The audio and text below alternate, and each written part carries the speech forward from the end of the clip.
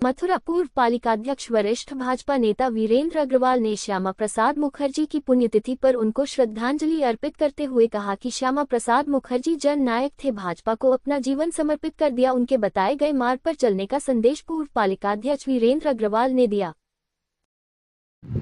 हमारे साथ हैं आज मथुरा के पूर्व पालिकाध्यक्ष वरिष्ठ भाजपा नेता वीरेंद्र अग्रवाल साहब। अग्रवाल साहब से आज हम बात कर रहे हैं। आज जन जन के नायक और भारतीय जनता पार्टी के लिए एक जो है विशेष योगदान दिया है श्यामा प्रसाद मुखर्जी साहब की आज पुण्यतिथि है। अग्रवाल साहब, आज क्या कहना चाहेंगे आप जनमानस के लिए? सर्वप्रथम मैं पूजनीय डॉक्टर श्यामा प्रसाद मुखर्जी की 74वीं पुण्यतिथि 23 जून 2026 को उनके चरणों में श्रद्धा सुमन एवं श्रद्धांजलि अर्पित करता हूँ। जी, डॉक्टर श्यामा प्रसाद मुखर्जी राष्ट्रवादी नेता थे, राष्ट्र की अमूल्य धरोहर थे। भारत रत्न डॉक्टर श्यामा प्रसाद मुखर्जी भारतीय जनसंघ के संस्थापक अध्यक्ष थे। जब डॉक्टर श्यामा प्रसाद मुखर्जी ने देखा कि जो राष्ट्रीय सरकार देश की आज़ादी के समय प्रथम सरकार बनी थी, उसमें डॉक्टर श्यामा प्रसाद मुखर्जी केंद्र में उद्योग मंत्री के रूप में बने थे। उन्होंने देखा कि जवाहरलाल नेहरू सांप्रदायिक सद्भाव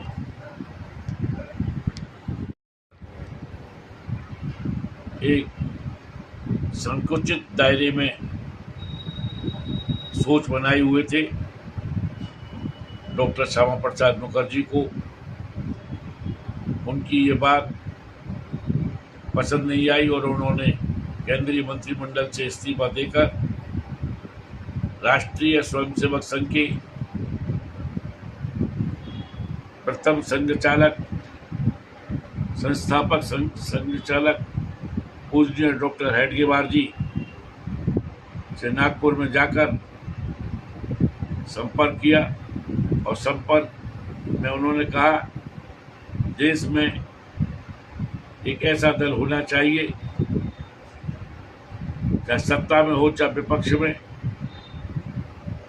वो देश की बात, जनमानस की बात, राष्ट्र की बात, राष्ट्रीयता की बात, राम राज्य की बात संसद के अंदर कर सके। जब उन दोनों की बातचीत हुई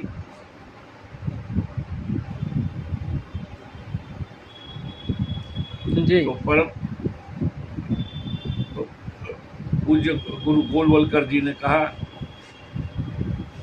कि आपका विचार बहुत अच्छा है, आपके विचार से मैं सहमत हूँ और राष्ट्रीय स्वयंसेवक संघ के सहयोग से भारतीय जनसंघ एक राजनीतिक दल के रूप में गठित हुआ। डॉक्टर श्यामा प्रसाद मुखर्जी उसके संस्थापक अध्यक्ष हुए और सन 52 के प्रथम चुनाव में डॉक्टर श्यामा प्रसाद मुखर्जी बंगाल से भारतीय जनसंघ की टिकट पर लोकसभा के लिए सांसद चुने गए। 52 में भारतीय जनसंघ के 3 सांसद चुने गए और 3 सांसदों के लोकसभा में होने के बावजूद सन 52-53 में जिस बात को लेकर उन्होंने आंदोलन किया था, मैं बधाई देना चाहूँगा भारतीय जनता पार्टी को, भारतीय जनता पार्टी के जननायक, भारतीय जनता पार्टी के लोकप्रिय प्रधानमंत्री नरेंद्र मोदी जी को कि उन्होंने डॉक्टर श्यामा प्रसाद मुखर्जी के सपनों को साकार कर दिया और धारा 370 को खत्म करके 2 विधान 2 प्रधान और 2 निशान को खत्म कर दिया। ये डॉक्टर मुखर्जी के सपनों को साकार करने के लिए नरेंद्र मोदी जी के लिए बहुत बहुत बधाई। और आज की जो पुण्यतिथि है,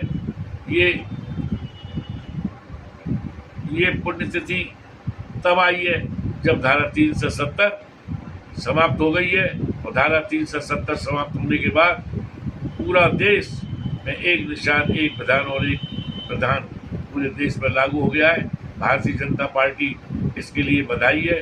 मैं डॉक्टर श्यामा प्रसाद मुखर्जी जैसे राष्ट्रवादी नेता के चरणों में पुष्पांजलि अर्पित करता हूँ, श्रद्धांजलि अर्पित करता हूँ और परमपिता परमेश्वर से प्रार्थना करता हूँ कि भारतीय जनता पार्टी को डॉक्टर श्यामा प्रसाद मुखर्जी जैसे नेता दें, जिससे कि देश का समग्र विकास हो और देश में जो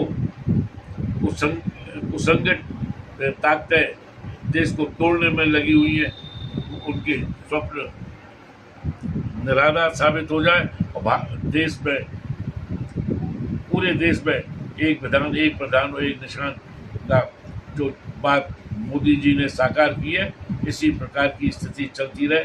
धन्यवाद। जय भारत, जय श्री राम। तो आपने जाना वीरेंद्र अग्रवाल मथुरा नगर पालिका परिषद के पूर्व पालिकाध्यक्ष, वरिष्ठ भाजपा नेता रहे हैं। इन्होंने भावपूर्ण श्रद्धांजलि श्यामा प्रसाद मुखर्जी को दी और इन्होंने कहा कि श्यामा प्रसाद मुखर्जी का जो जीवन है पूरा भाजपा के लिए समर्पित है, उनको कभी भुलाए नहीं जा सकता है। और श्यामा प्रसाद मुखर्जी के मार्ग पर चलने का इन्होंने एक संकल्प दिया। नेता बने, स्वतंत्र पार्टी के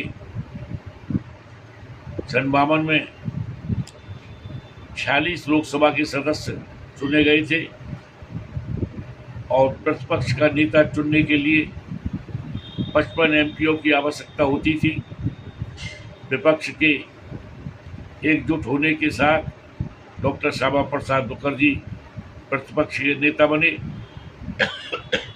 डॉक्टर श्यामा प्रसाद मुखर्जी बहुआयामी प्रतिभा के धनी थे।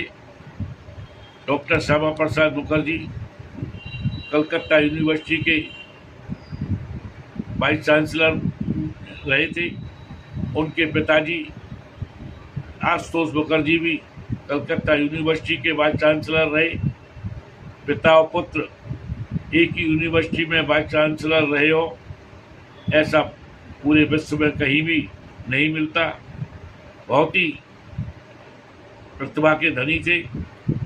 डॉक्टर श्यामा प्रसाद मुखर्जी ने देखा कि देश तो आज़ाद हो गया, परंतु देश के एक हिस्से में परमिट प्रणाली लागू है। कश्मीर जाने के लिए, जम्मू जाने के लिए आदमी स्वतंत्र नहीं था, आदमी को परमिट लेना पड़ता था।